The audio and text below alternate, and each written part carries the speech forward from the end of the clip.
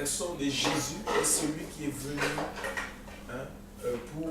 il est venu, l'Écriture dit que c'est Jésus qui est dans le sang du Père, c'est lui qui nous l'a révélé, ça veut dire qu'il l'a fait connaître. Donc Dieu, c'est une révélation. On n'apprend pas Dieu dans des facultés théologiques, dans des écoles bibliques. On apprendra peut-être la parole de Dieu, on apprendra les livres, les écrits. Mais Dieu, non, il faut qu'il se révèle dans le cœur de chacun. Alléluia. Il se révèle. C'est une révélation. Quand on parle de révélation, ça veut dire que c'est quelque chose qui est caché et ça se dévoile à nous.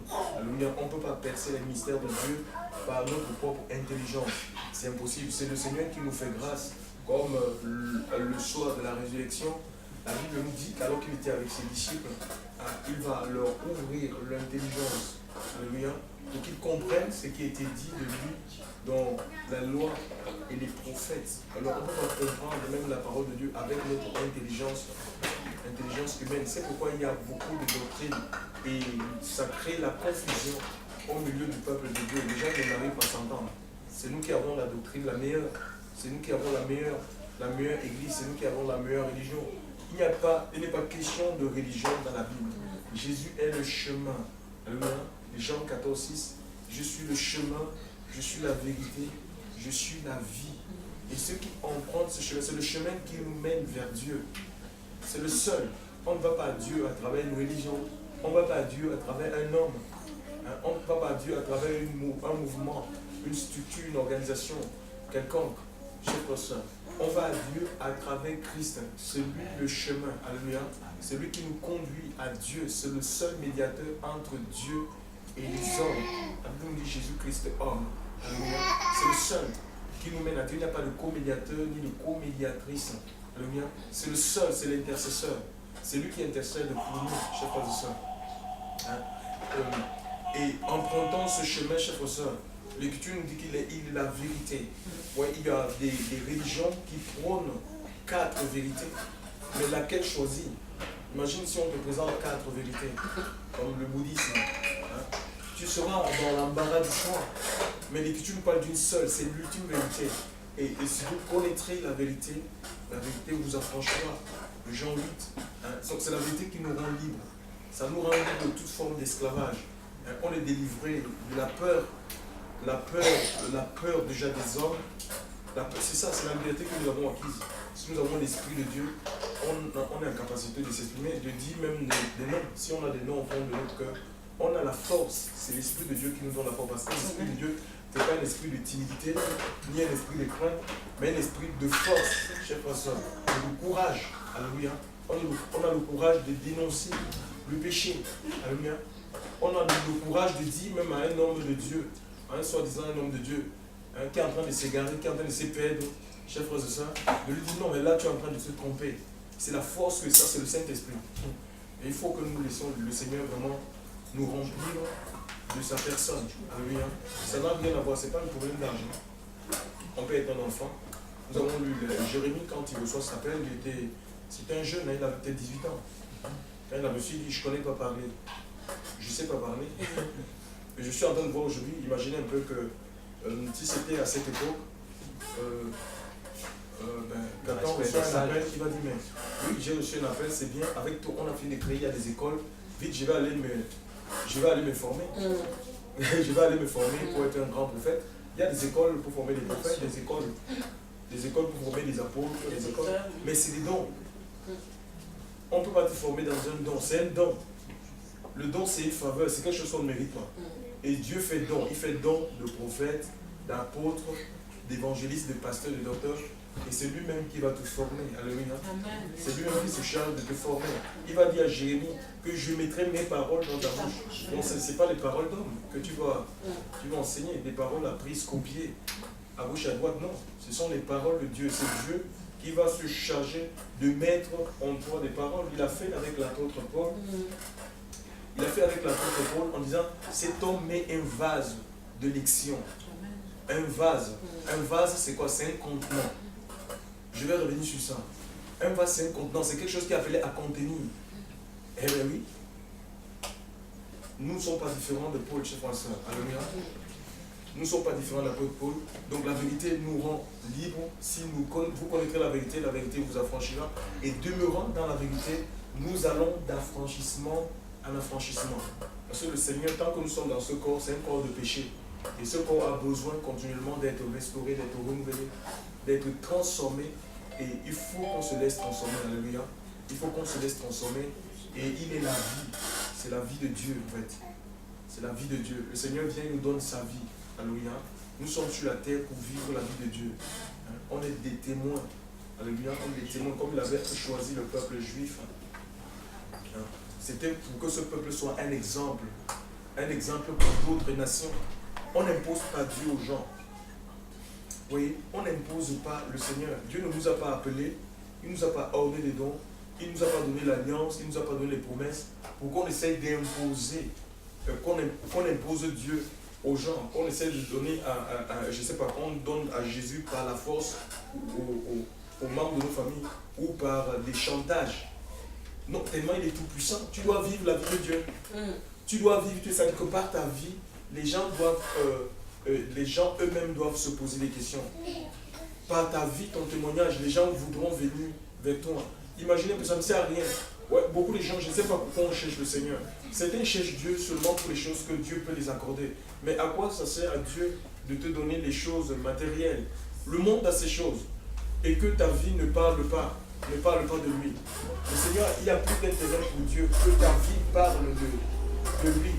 Que ta vie parle des œuvres magnifiques de Dieu. Chers frères, qu'il te donne des choses, que tu reçoives les choses de sa part et que tu vives en porte-à-faux, en désaccord, en désharmonie avec sa parole. Et il n'y a pas de témoignage. On ne sera pas différent. Ce Dieu-là ne sera pas révélé. Parce que si on croit avec l'évangile de la prospérité, où on croit que, ben voilà, pour révéler Dieu, il faut être comme les gens, il faut être en veste et cravate, il faut influencer une église d'impact, il faut impacter sa génération. Ce n'est pas avec les vestes et cravates. Imagine où tu vas tout le temps avec les cravates. Alors, imagine un peu, il n'y a point de ce métier. Imagine un peu que tu travailles comme éboueur chez Nicolin. Tu vas aller le matin, tu vas porter un costume et tu vas aller en costume et cravate pour aller travailler comme éboueur, mais écoutez, mais les gens, tu vas prêter un rire. Les gens vont se montrer parce que la tenue n'est pas appropriée. C'est pas avec ces tenues-là. Dieu nous habille spirituellement. Hein? C'est le Saint-Esprit, chers frères et sœurs, qui fait que les gens sont affectés autour de nous. Alléluia. C'est ta façon de travailler, ton assiduité. Hein? Tu commences à l'heure, tu finis à l'heure. Tu ne commences pas après l'heure pour finir avant l'heure. Non. C'est ton témoignage, chers frères et sœurs. Tu sois quelqu'un qui ne compte pas l'effort, c'est l'Esprit de Dieu qui va t'aider. Alléluia. À cela, c'est ta vie de tous les jours au quotidien. C'est vivre la vie de Dieu. Hein, vivre dans la transparence. Même pour les couples. Tu ne peux pas dire que tu es fidèle à Dieu. Si tu es fidèle à Dieu, tu dois être fidèle à ta femme. Hein, elle connaît ton bulletin de paye. Vous avez le même compte. C'est des choses qui font que il y a des problèmes au milieu des chrétiens. Si vous avez des comptes divisés, les informations ne sont pas partagées. Hein?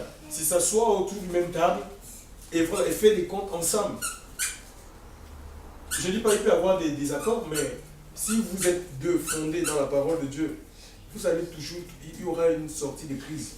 Avec le Seigneur, il y a toujours une sortie de crise. Amen. Il y aura une sortie de crise avec le Seigneur. Amen. Parce que vous êtes les fils et les filles du royaume. Hein? On n'est plus là pour essayer de chercher, d'attirer la forêt de son côté, pour chercher son intérêt. Non. Alléluia. Le Seigneur va vous amener toujours à vous entendre, chers frères. Alléluia. Donc, nous devons laisser le Seigneur achever ce qu'il a commencé de faire dans nos cœurs, dans nos vies. Il est question d'être attaché à Dieu. Alléluia. Être attaché à Dieu, appartenir à Dieu. Vivre la vie de Dieu. Pas la peine de chercher je ne sais pas. Il y a des gens qui cherchent une église, une bonne église.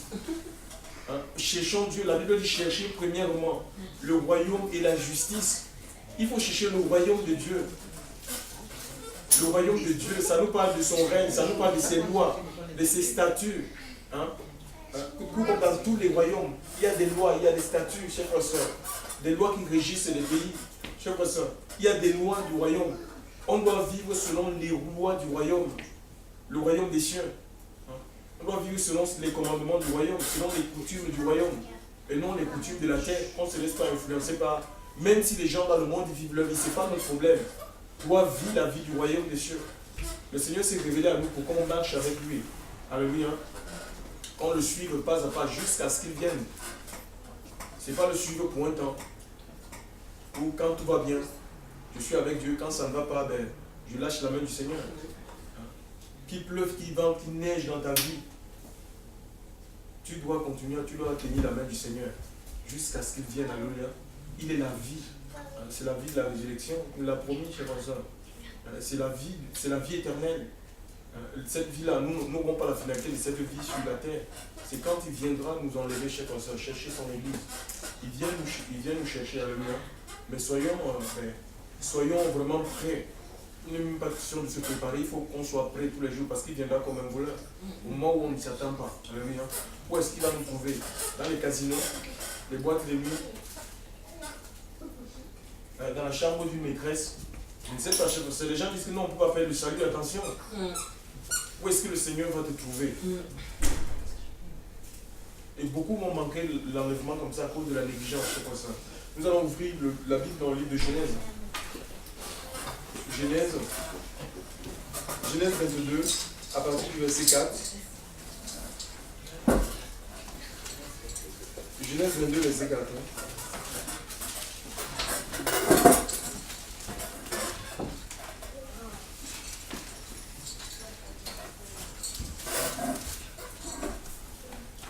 Donc si quelqu'un n'a la Bible peut faire lecture, Genèse 22, verset 4. Si ce qu'il avait rôdé bœuf, âne et agneau, ce qui recorda ce chemin, il fera le... Non, Genèse 22, mon gars. Non, les autres. C'était des instructions. Hein. Genèse 22, verset 4. Genèse 22, verset 2. Non, verset 4. Cherche et vas-y. Le troisième jour, Abraham leva les yeux et vit l'endroit de loin. Oui, Il dit à ses serviteurs, restez ici avec l'âne. Le jeune homme et moi, nous irons jusque là-bas pour adorer, puis nous reviendrons vers vous. oui. Abraham prit le bois pour l'holocauste, le chargea sur son fils Isaac, et porta lui-même le feu et le couteau. Ils marchèrent tous les deux ensemble. Alors Isaac s'adressa à son père Abraham en disant, mon père. Il répondit, me voici mon fils. Isaac reprit, voici le feu et le bois, mais où se trouve l'agneau pour l'holocauste? Abraham répondit, mon fils Dieu pourvoira lui-même à l'agneau pour l'holocauste. Gloire à Dieu. Alléluia. Il continuera à marcher tous les deux. La Genèse, c'est le livre de la création. Hein. Ça fait partie des 5 livres écrits par Moïse. Et nous avons ici l'histoire du patriarche, Abraham. C'est le père de la foi. C'est quelqu'un qui est né dans une terre idolâtre, la Babylone. Les Babyloniens, c'était des païens. Les païens, c'est des gens qui sont censés adorer plusieurs divinités. Et c'est dans cette terre-là que le Dieu unique, parce qu'il n'avait pas la révélation du Dieu unique, que le Dieu unique se révélait à lui, alléluia, en lui disant dans Genèse 12 que Abraham quitte ton pays, ta patrie, la maison de ton père et ta mère, et je te montrerai un lieu, un autre pays, je te rendrai fécond. Chers frères et sœurs, et tout ce qu'Abraham avait à faire, c'était de partir. Donc il a entendu une voix. Et sa marche était dépendante de la voix. Il n'y avait pas à l'époque d'Abraham une Bible comme nous aujourd'hui. Hein? Aujourd'hui, nous on a des Bibles, on a le Saint-Esprit. Hein? Et puis Dieu nous entoure des frères et sœurs avec des dons, différents dons. Et ça devrait être plus facile pour nous de rentrer dans les promesses de Dieu, chers frères. Abraham a eu la foi, il a entendu la voix et il savait que c'était la voix de Dieu. Vous savez, quand Dieu nous parle, on sait que c'est Dieu. Hein. Et là, c'est Dieu qui s'adresse à moi. Il a entendu la voix de Dieu. Et la foi est établie, la véritable foi. Romains 10, 17 dit que la foi vient de ce qu'on entend, et ce qu'on entend vient de la parole de Dieu. Donc la foi, la véritable foi, est établie, pas sur nos rêves. En fait, pour rêver les gens, il y a des gens qui rêvent. ils imaginent des choses et ils disent, bon ben, j'ai la foi, ces choses-là vont se réaliser. Non, non, c'est pas sur des rêves. C'est pas sur des fausses promesses, les promesses d'hommes. Les promesses fallacieuses. Il y a beaucoup de politiciens dans les milieux évangéliques aujourd'hui. On promet tout, le ciel et la terre au même moment. Non, la foi et la véritable foi est établie sur la parole de Dieu et ses promesses.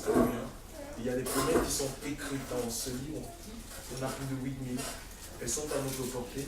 Et il y a des promesses que Dieu fait à nous, parle à notre esprit de manière individuelle, comme il a parlé à Abraham. Alléluia. Et Abraham était sorti de l'Irak pour aller dans le pays de la promesse.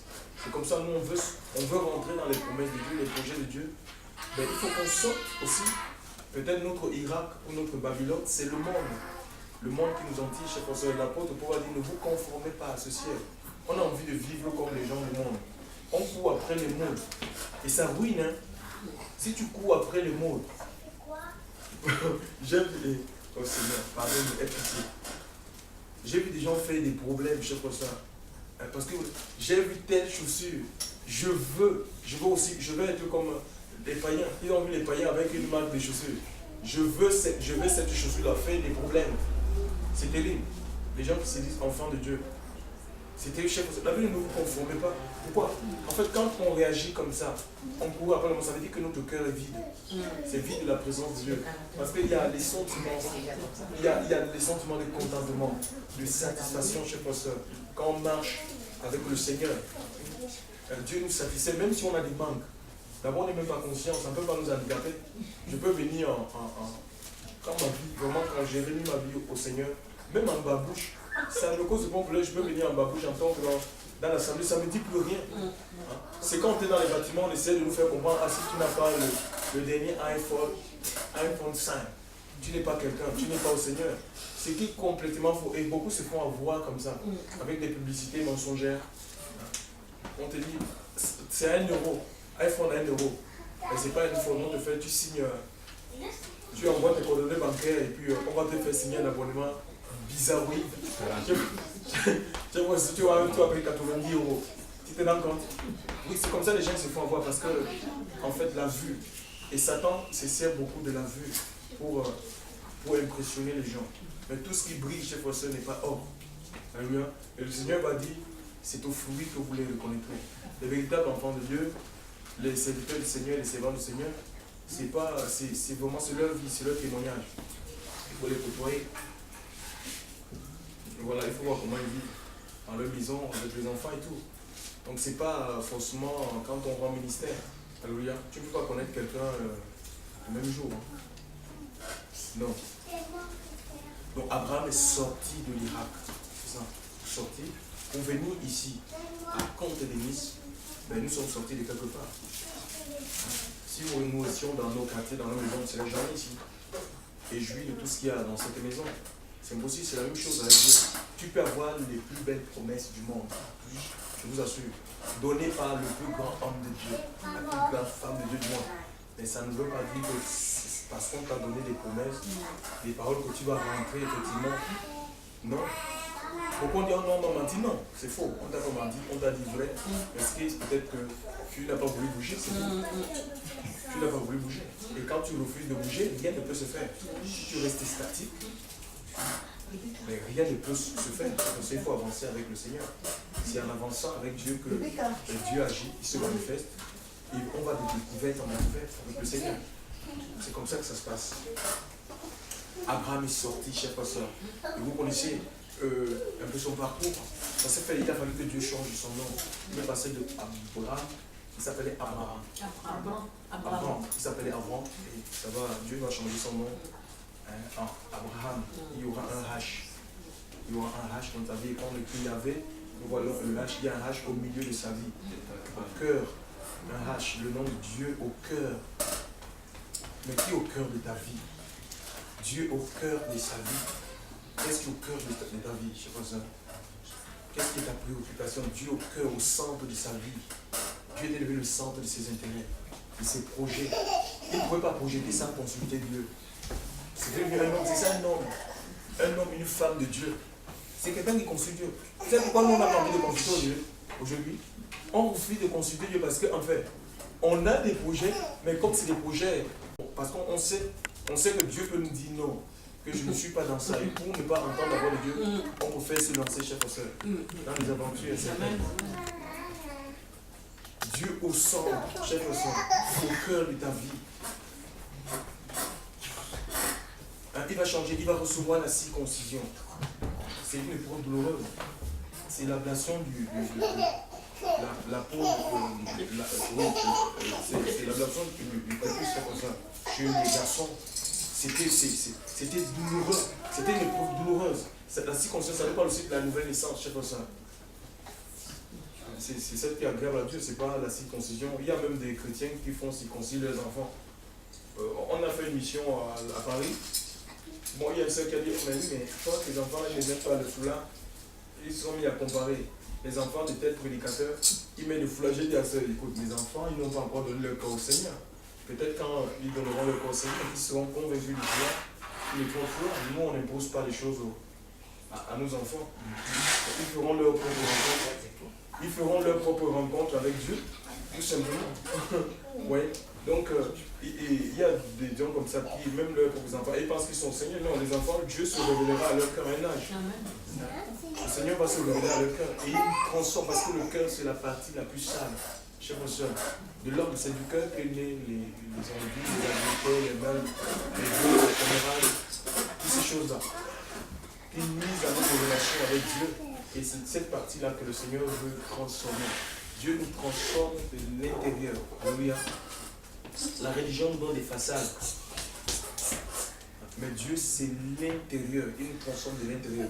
Alléluia.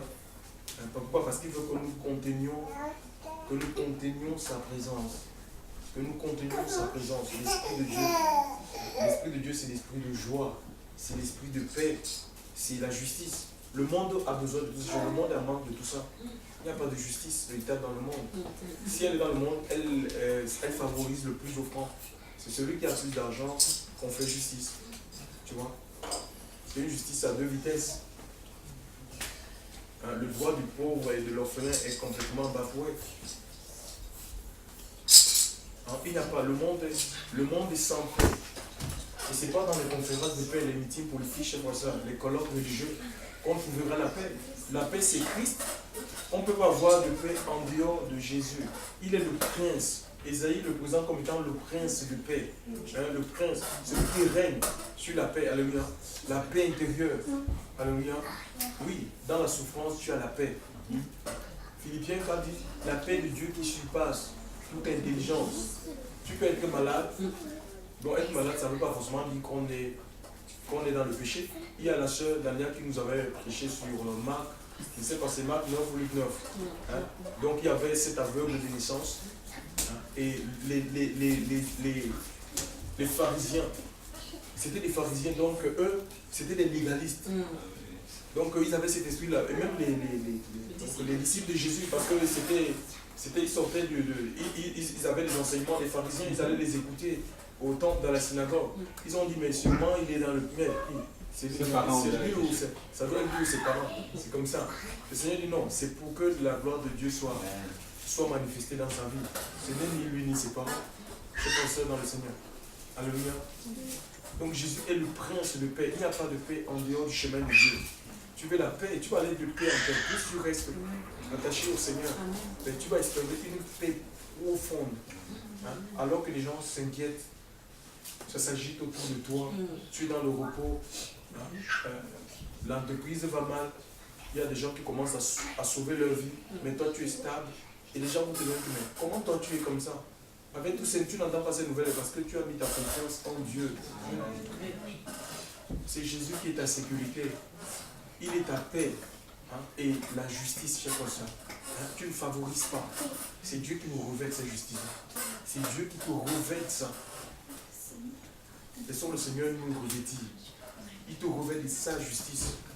Tu es roi. Tu ne vas pas favoriser parce que tu es Camerounais, tu vas favoriser les Camerounais.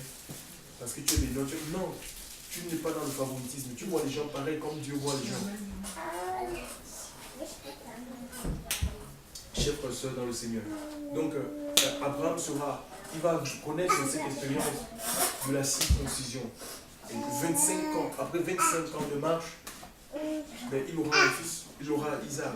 C'est vrai qu'il a commis, en fait, il a commis des erreurs, notamment sa femme l'a poussé à... Parce que tellement ils avaient prié, ils avaient attendu, ils avaient la promesse de Dieu. Dieu avait promis de leur donner un enfant, Isaac. Et sa femme, comme ils avaient l'âge avancé, Abraham n'a pas pu, il a dit, ben, va avec ma servante. Va avec ma servante. Au lieu d'écouter la voix de Dieu, de rester attaché à la promesse qu'il avait été faite, ben, il a écouté la voix de sa femme. Et c'est que ça a donné ce que ça donne aujourd'hui. Vous voyez deux frères qui se battent.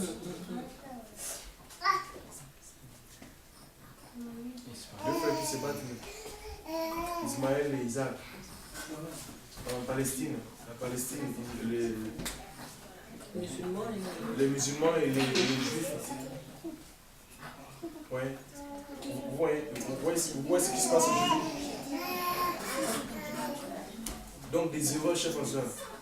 Nos choix, les choix que nous devrons faire, il y aura toujours des conséquences. Tous les choix que nous devrons faire.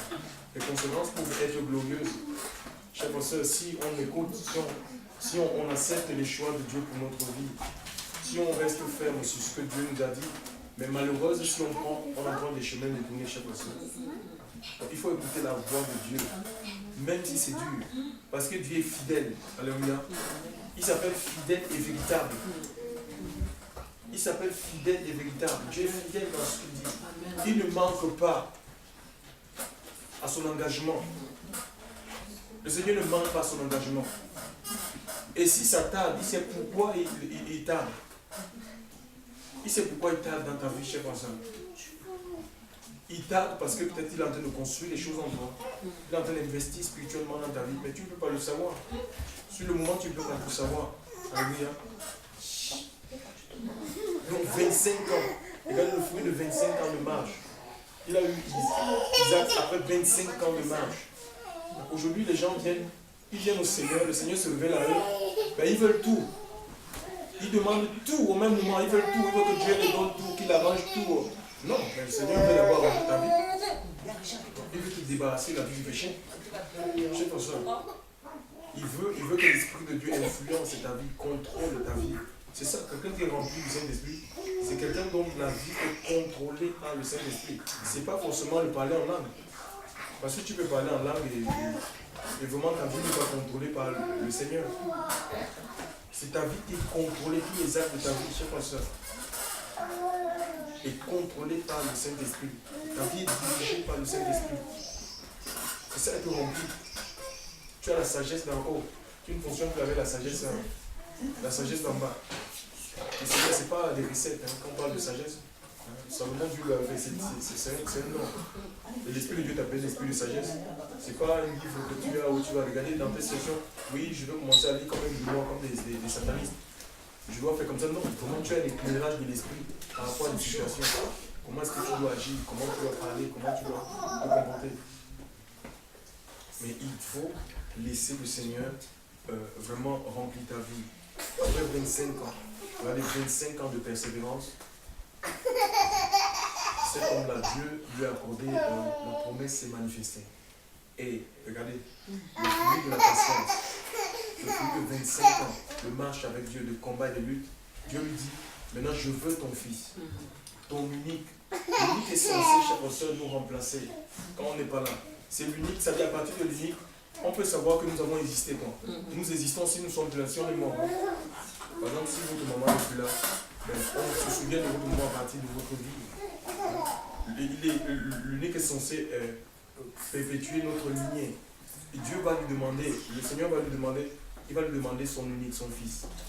Un holocauste. Et le troisième jour de marche, l'Écriture dit qu'Abraham a levé les yeux. Il lui avait parlé de l'endroit où il fallait offrir son fils en holocauste. Les Juifs, il y a 5 types de sacrifices dans la Bible. Il y a 5 types de sacrifices. Bon, nous, on n'a plus à les faire. Parce que c'était dans l'Ancienne Alliance. Ça touche les lois un peu cérémonielles, culturelles. Donc, il y avait le sacrifice de culpabilité, le sacrifice d'expiation, l'action de grâce, le sacrifice de péché, et puis l'holocauste. L'holocauste, c'était le sacrifice dans lequel la victime devait être entièrement brûlée, consumée. Donc le sacrificateur qui offrait cet animal n'avait pas le droit de manger ni la cuisse ni l'épaule, il devait bien toucher. C'était la part de Dieu. C'est Dieu qui devait prendre tous ces... enfin, le Seigneur devait... C'était pour Dieu. C'était quelque chose de réservé à Dieu. Alléluia. Et ici, il devait offrir ce fils-là pour le Seigneur. Chers frères, imaginez un peu. Il va dire à ses fils, il va dire à ses serviteurs que restez ici. Et moi, je vais avec mon fils, je vais adorer. Après quoi, nous reviendrons. C'est ce qui est écrit. Après quoi, nous reviendrons. Restez ici. Vous avec l'arc et moi et l'enfant, nous irons jusqu'à là et nous adorerons et nous reviendrons. Non, mais il savait, parce que Dieu, si on lit les premiers chapitres, Dieu lui avait dit qu'il lui donne, il avait réclamé Isaac. Il savait qu'il allait le sacrifier. Mais nous allons adorer. On ne voit pas ici. Si on pose la question ce matin, qu'est-ce que l'adoration? Bon, c'est dans lui, bon, c'est des tam-tams, c'est des chants. Moi, je suis pas en train de voir Abraham. Abraham ici, il n'a pas une guitare. Il n'a pas une guitare, il n'a pas, je ne sais pas, les tam-tams, je ne sais pas, de tambourin.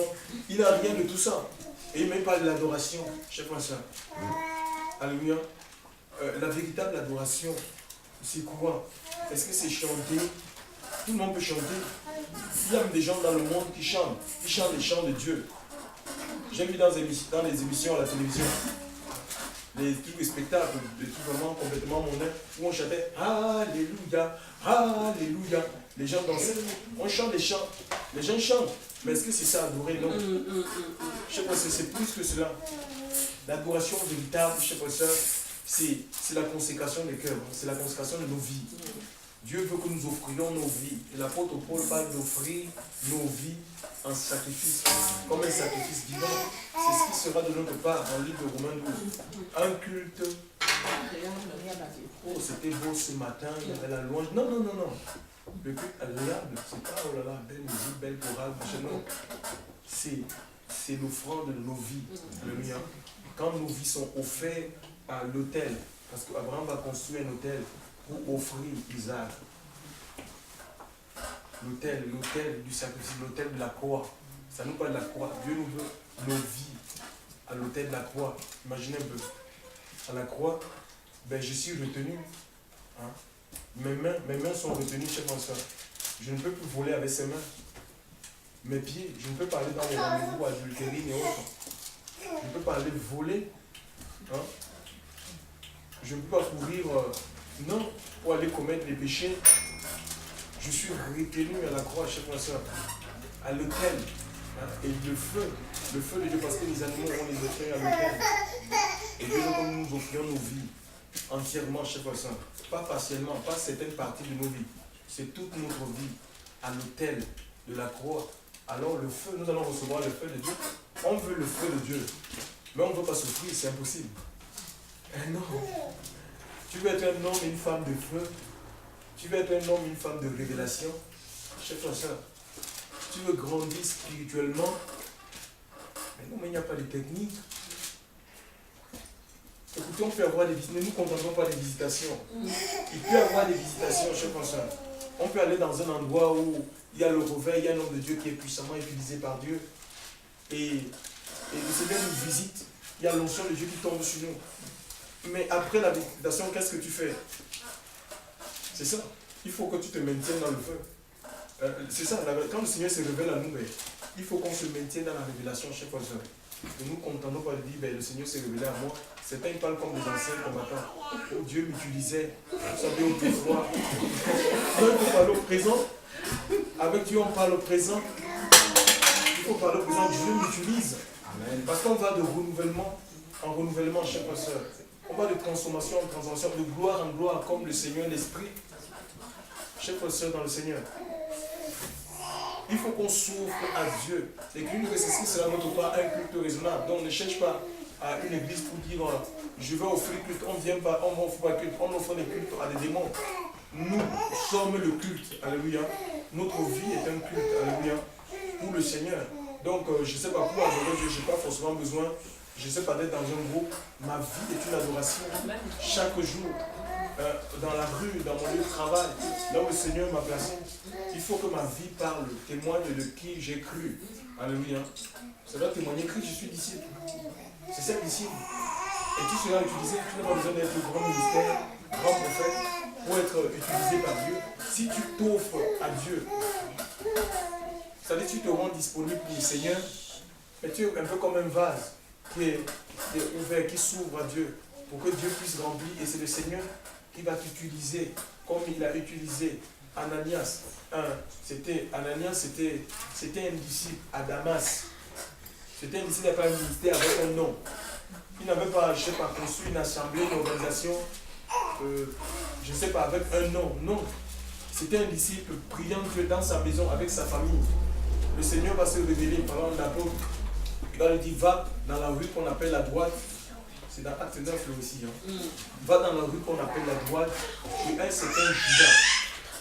Qu'il y a l'apôtre Paul qui t'a vu en vision, priant pour lui et imposant les mains. Que tu vas imposer les mains pour qu'il retrouve la vue et qu'il reçoive le Saint-Esprit, qu'il soit rempli de l'Esprit. C'était un disciple. Donc Dieu peut t'utiliser, il ne dit pas qu'il faut que tu sois, je ne sais pas, il faut que tu aies, je ne sais pas, que tu aies des formations, je ne sais pas, de grands pasteurs, grands apôtres. Non, Dieu peut t'utiliser puissamment chez personne. Il faut t'offrir entre ses mains. Il veut que nous soyons malléables entre ses mains. Arrêtons de résister à la voix de l'Esprit. Il ne veut pas que nous soyons des instruments de péché. Non, des instruments de justice. Et il va mettre chez nous le nom des malades. Les gens souffrent. Les gens souffrent et l'onction de Dieu, frère, c'est le médicament, c'est le remède pour tous les problèmes, tous les maux. Les gens veulent sortir de ces sont liés d'abord spirituellement, ça ne va pas. Ils sont oppressés par les mauvais esprits. Et nous, on est là, on joue avec nos vies. On est en train de jouer. Le Seigneur veut bâtir l'homme nouveau. Il veut nous bâtir. On ne peut pas donner ce qu'on n'a pas. Donc Dieu veut nous remplir, chers frères. Il veut remplir nos vies. Il faut le suivre. Les apôtres, si les apôtres ils ont servi Dieu dans la puissance de l'Esprit. Pourquoi? Parce que pendant 3 ans, ils ont consacré, ils avaient tout laissé. Ils avaient tout laissé pour suivre le Maître. Oui, regardez, en un laps de temps, ce n'est pas pour le nombre d'années, pour être puissamment utilisé par Dieu.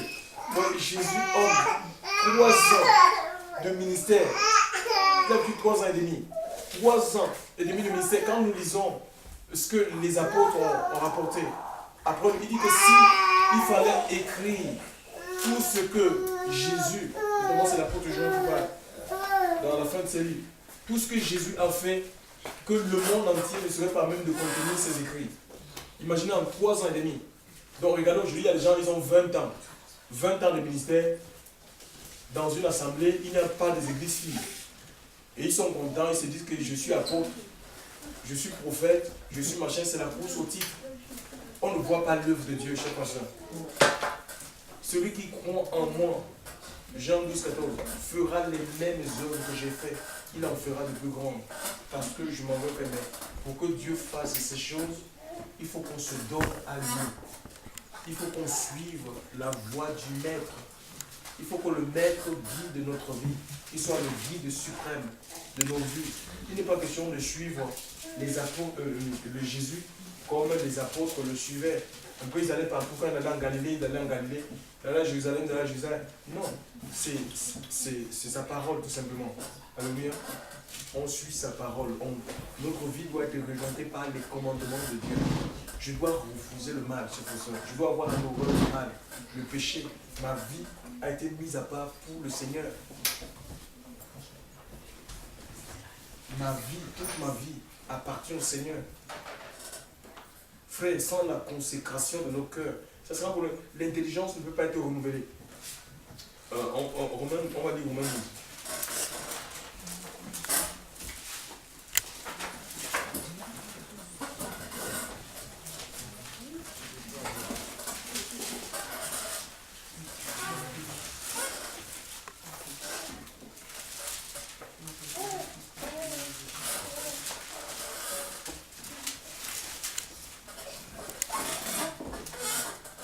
Oui, mon Dieu, à présenter vos corps en sacrifice vivant, c'est agréable à Dieu. Ce qui est votre service intelligent. Et ne vous conformez pas à ce siècle, mais soyez transformés par le renouvellement de votre entendement, pour que vous discerniez quelle est la volonté de Dieu. Tu peux lire dans la version de Shoah. Je vous exhorte donc, frères, par les compassions de Dieu, à offrir vos corps en sacrifice vivant, saint, agréable à Dieu, ce qui est votre culte raisonnable. Et ne vous conformez pas au siècle présent, mais soyez transformés par le renouvellement de votre entendement, afin que vous éprouviez quelle est la volonté de Dieu, ce qui est bon, agréable et parfait. Oui, donc voilà. Donc on ne peut pas avoir éprouvé. Éprouver, il faut être au Seigneur. Il faut être entièrement au Seigneur, ça te donne la capacité, c'est la capacité d'analyse, de savoir des choses qui sont bonnes parce que tout est mélangé. Le vrai et du faux. Pour savoir le vrai et le faux, il faut être dans le vrai. Sinon, ça sera impossible. Tu as dit que bon, ben, tout le monde parle de Dieu, toutes les églises sont bonnes. Non. Tu vas te faire avoir et même des paroles. Il faut être à Dieu parce que le diable aussi peut te parler. Le diable peut te parler, peut t'envoyer des visions qui ne sont pas les visions de Dieu. Mais il faut être en capacité d'analyser tout ça. Il faut être au Seigneur. Alléluia. Pour ne pas être trompé, pour ne pas être séduit. C'est ça, le rebelle intelligent ne viendra pas si on ne se consacre pas, si on ne s'offre pas. Vous voyez? Il n'est pas question de connaître vraiment la Bible de la Genèse à l'Apocalypse. Ça ne sert à rien. Abraham n'avait pas de Bible, mais il est rentré dans les promesses de Dieu. Il est rentré, il obéissait. Il faut obéir à Dieu. Il faut obéir à la voix du Seigneur. Il y a des gens, j'aime des gens, ils connaissent ce livre, ils connaissent ça, ils connaissent l'hébreu, le grec, tout.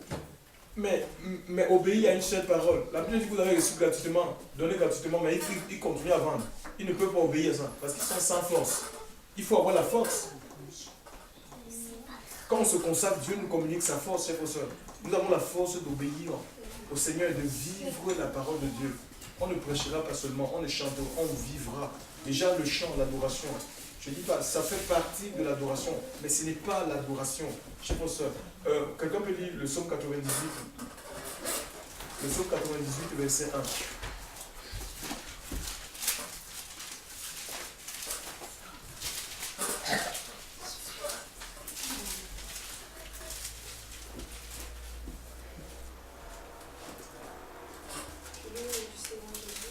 Oui. Chantez à Yahweh un cantique nouveau, car il a fait des choses merveilleuses. Oui, écoutez, chanter à l'Éternel un cantique, car il a fait. Ça veut dire que le chant, la louange, l'adoration, c'est la conséquence de ce que Dieu fait dans ta vie. Parce que Dieu travaille dans ta vie. Parce que Dieu agit dans ta vie. Pourquoi? Parce que toi, tu le laisses agir. Que tu seras amené à chanter pour le Seigneur. Donc, ce n'est pas des chants religieux où on va apprendre des chants. Allez, on va répéter samedi. On a fait créer des chorales comme ça. Même il y a des écoles d'adoration. Non, c'est la conséquence de l'action de Dieu. Parce que Dieu travaille tellement dans ta vie que tu sois poussé à chanter, à louer, à prier, à adorer. C'est pour remercier Dieu de ce qu'il fait en toi. Donc c'est pas envers les hommes on chante. On ne chante pas pour la foule, pour amuser la galerie. C'est pour le Seigneur, la langue va vers Dieu.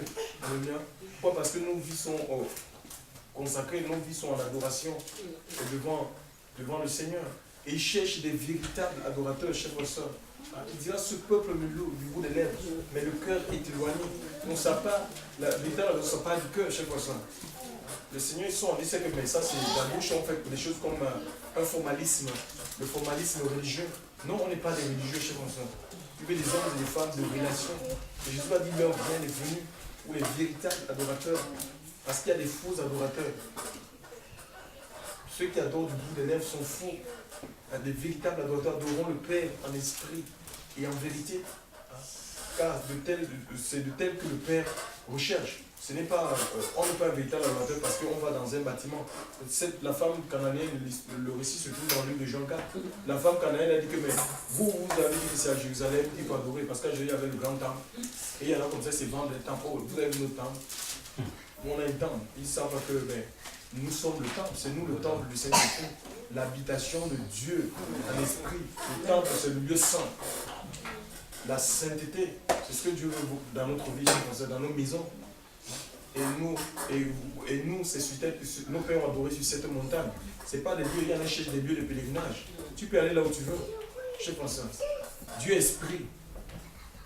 On ne peut pas trouver dans un endroit. Tu peux aller là où tu veux. Tu peux promener là où tu veux.